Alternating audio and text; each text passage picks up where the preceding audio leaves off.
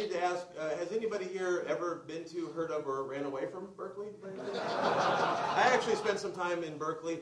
One of the things that makes Berkeley so diverse is all the diversity there. And when I used to live there, people would say, how do you get so diverse? Well, here's how we get diverse, and I'd like to share that with you. And some of you might have seen this before, but it's a little treat that I love for good audiences like yourself. It's an invocation or a prayer, and by the time we're done with this, we're going to leave here like human rainbows. It's going to be beautiful. So if I could ask everybody to please stretch their hands out to the sky without hurting your neighbor. This is going to be a lot of fun. Okay. And guys, in order to make this work, what we're going to have to do is draw upon that shared 1/16 Navajo that's within each and every one of us. Dredge deep, guys, because it's there. And then you just change your voice ever so slightly and just repeat after me. Oh, great and wonderful earth God, Mother, Father. You who have no gender, race, or sexual orientation. Oh, multicultural and diverse entity. Oh, nondescript and intangible being. Please help us to be more nonspecific. Amen. Amen. Ow.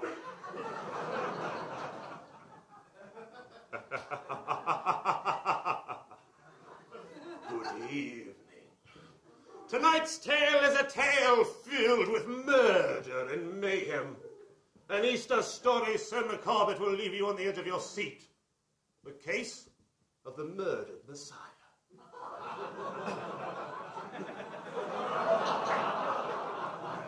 Jesus Christ of Nazareth, a carpenter by day, magician by night. Did his tricks go too far? Far enough for murder? Pontius Pilate claims that Jesus was born like this, but the Virgin Mary disagrees. Was it genetic defect or was it murder? The local Jews claim Jesus tripped on a roller skate, fell down a flight of stairs, landed in this position when a bucket of nails dropped from overhead. A common household accident, or was it murder? Find out tonight.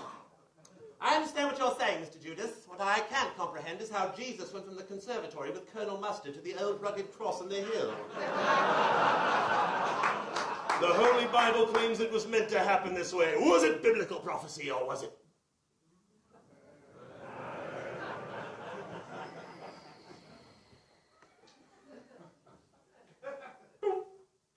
And we'd like to thank you for flying aboard Christ Airlines. We do realize you have a choice in the size, and we're always glad when you do choose Christ.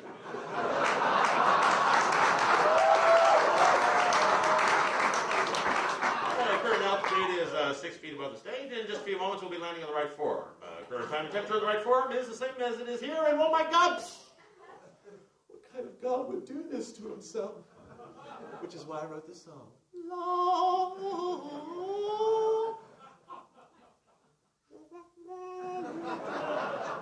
Fuck that shit. I don't like classical music, dude. The only type of music I get into is jazz, baby.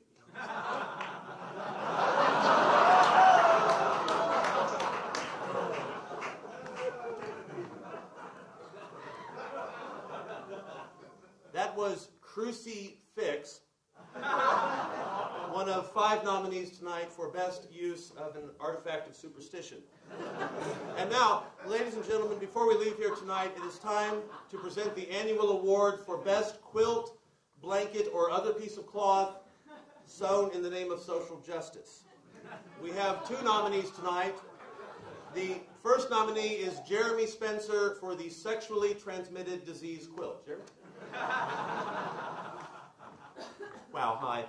Real quickly, the whole story behind the Sexually Transmitted Disease Quilt, or STD quilt. We wanted to make a quilt that was much more inclusive than quilts in the past had been. I know a lot of people felt left out with the AIDS quilt. I have had a lot of friends who have had herpes, gonorrhea, chlamydia, genital warts, crabs, scabies, and they were saying, hey, where's our quilt? We get cold too.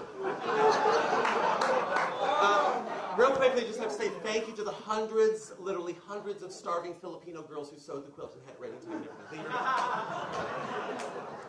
Sadly, there can be only one winner, and tonight's winner is Cody Montana for the homophobia quilt.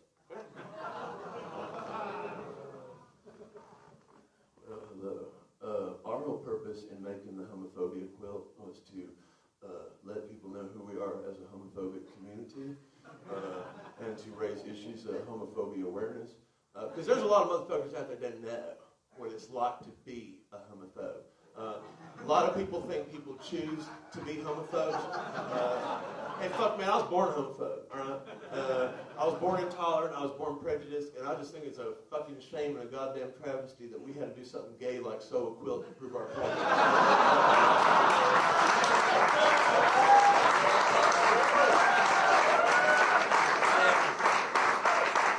I have postcards for my show at the Marsh. If you were interested, I would like to hand them out to you. And now, here, please welcome back our Lifetime Achievement Award winner for Best Variety Show, Steve Murray.